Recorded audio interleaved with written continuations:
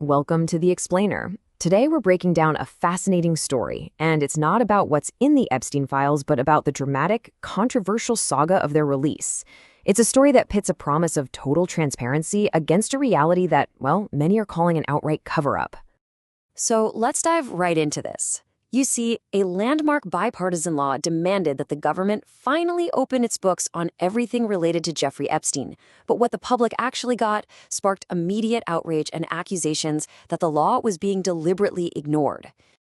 To really understand the controversy, we first have to get our heads around the incredible unified demand from both the American people and their politicians to see these files once and for all. And the scale of public opinion on this? It was immense. A Marist poll back in September 2025 found that a staggering 90% of Americans wanted these records made public. This wasn't some partisan issue. It was an overwhelming national demand. That public pressure basically ignited a political firestorm. After the DOJ suddenly reversed its position in July of 2025, Congress decided to take matters into its own hands. And the result? A House vote of 427 to 1. That's a level of bipartisan agreement you almost never see in modern politics. Okay, so let's look at the law itself, because its language was incredibly specific and it was intentionally designed to prevent any loopholes or, any delays. The Epstein Files Transparency Act gave the Department of Justice a very clear, very simple, and very public mandate.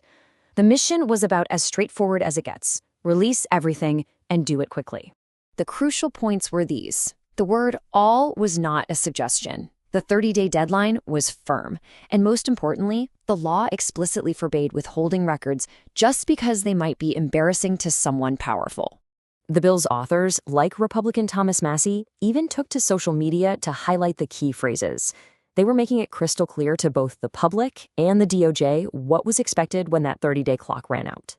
But when the December 19th deadline finally arrived, that clear promise of transparency collided head-on with a very, very different reality from the Department of Justice. So get this. On the morning of the deadline, the Deputy Attorney General went on TV and basically announced the DOJ would not be complying with the law. He said the files would be released on a rolling basis, openly admitting they were going to break that 30-day deadline. And this right here, this brilliantly illustrates the heart of the controversy. You have the law's absolute mandate on one side, and on the other, the DOJ's partial, delayed, and heavily redacted actions which appeared to directly contradict it.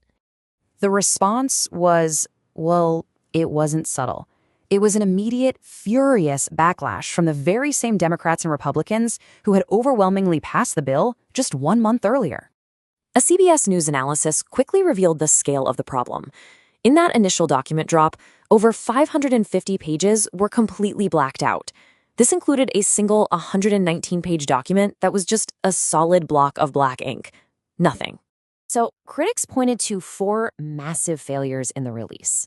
These sweeping redactions, files that were posted and then mysteriously vanished, the blatant deadline violation, and the fact that most of what was released offered no new information.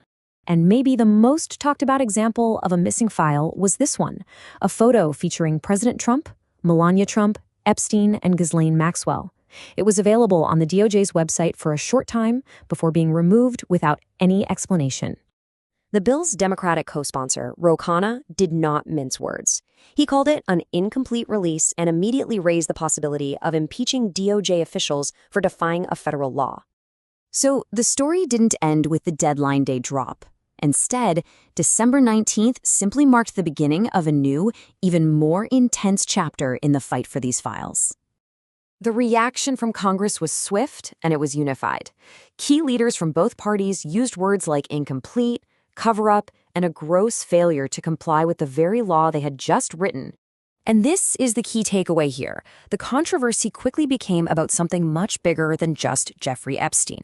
It transformed into a powerful, real-time battle over that fundamental tension between the public's right to know and the government's instinct for secrecy. Which leaves us with a central, lingering question. When Congress passes a law 427 to 1 and 90% of the public demands action, what does it mean for our democracy when that unified voice is seemingly ignored?